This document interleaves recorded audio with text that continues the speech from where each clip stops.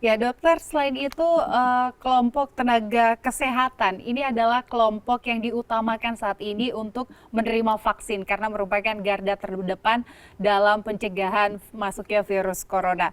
Nah, untuk saat ini berapa jumlahnya tenaga kesehatan yang sudah divaksin sih, Dok? Saya terus terang tidak mengetahui persis ya Mbak Jessi ya, Iya. karena data itu langsung masuk ke data online yang ada di Kementerian Kesehatan. Ya, jadi mungkin secara lebih detail dan lebih valid mungkin Kementerian Kesehatan. Tapi saya dengar-dengar ini kan sudah hampir 500.000 kayaknya, Sudah ya. hampir 500 Ya, ribu. sudah hampir 500.000, mohon dicek ya, mohon Mhm. dicek. Saya khawatir salah, karena targetnya kan 1,3 juta ya, Mhm. sampai akhir Februari. Ya, mudah-mudahan segera tercapai lah, Ya, segera baik. tercapai. Ya, Lebih cepat, lebih baik seperti itu ya, Dok? lebih cepat, iya, Iya. vaksin ini lebih cepat, lebih baik. Karena apa? Lebih terlindungi, Mhm. semakin cepat, semakin banyak yang divaksinasi, maka perlindungannya akan semakin baik. Lalu tanggapan dokter bagaimana nih, Dok, dengan nakes yang tidak mau divaksin, bahkan mereka berkampanye anti vaksin? Ya, begini. eh, Nakes itu kan macam-macam ya, ada dokter, ada perawat, ada bidan, ada dokter gigi, apoteker, dan lain-lain ya. Ya. Kalau bagi dokter sendiri, karena saya ketua ID, jadi saya hanya komentar bagi dokter ya. Kalau menyebarkan berita-berita ya yang tidak bersumber, ya, tidak bersumber pada penelitian, ya, tidak bersumber pada ilmu yang benar, ya, itu sebenarnya tidak diperkenankan.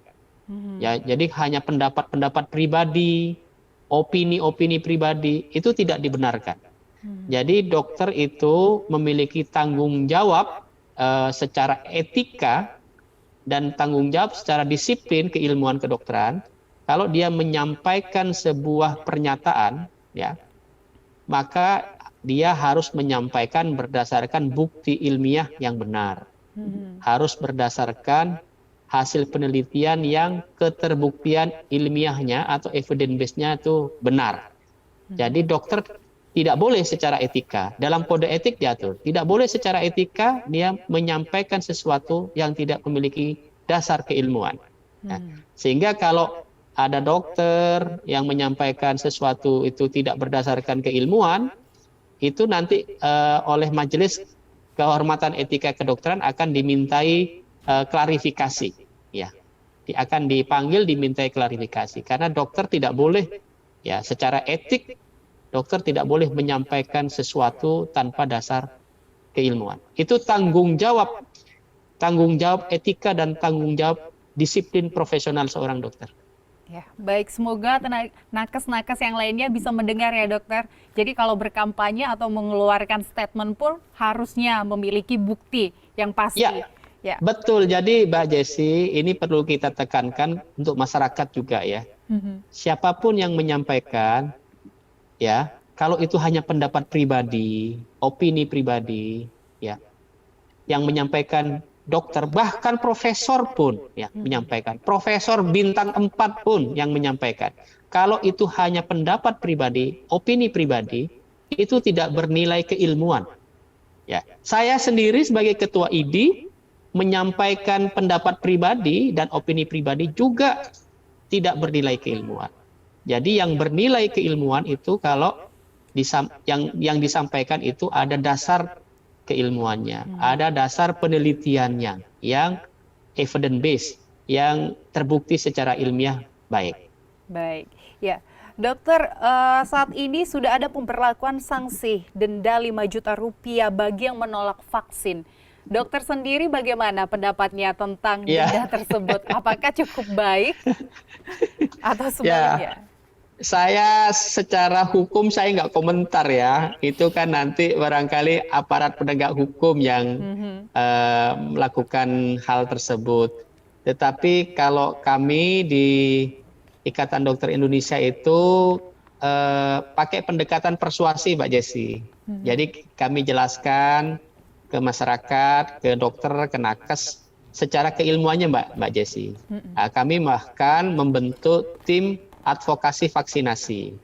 yang nanti bisa jadi dipersilakan siapapun yang misalnya bertanya gitu ya tentang aspek keilmuan, ya, tentang keamanan khasiat ke para pakar yang di tim advokasi vaksinasi, ya kami sudah sediakan. Jadi kalau kami dari ID masih melakukan langkah-langkah persuasi. Kalau yang sanksi barangkali di aparat penegak hukum. Tapi kami masih sepakat mungkin sanksi itu langkah terakhir. Ya, yang kita dorong pertama adalah langkah-langkah persuasi.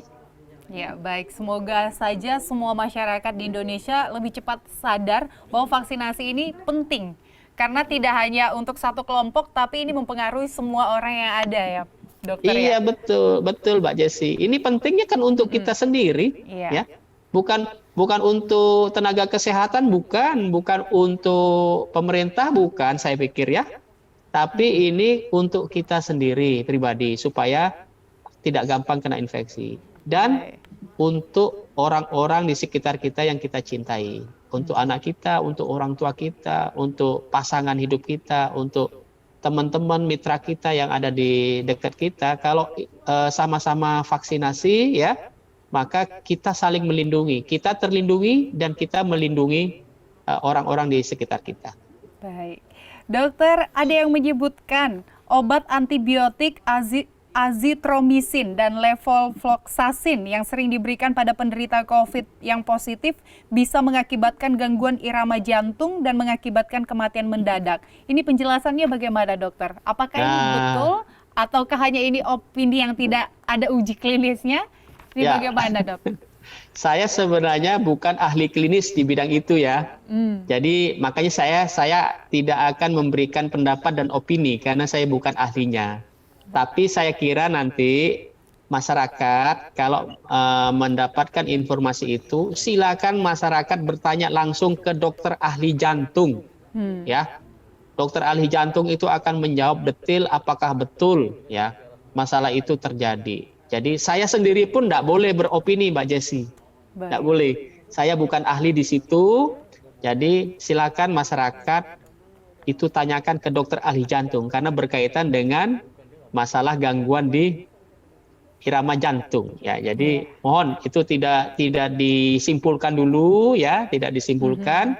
Kita tanyakan ke ahlinya.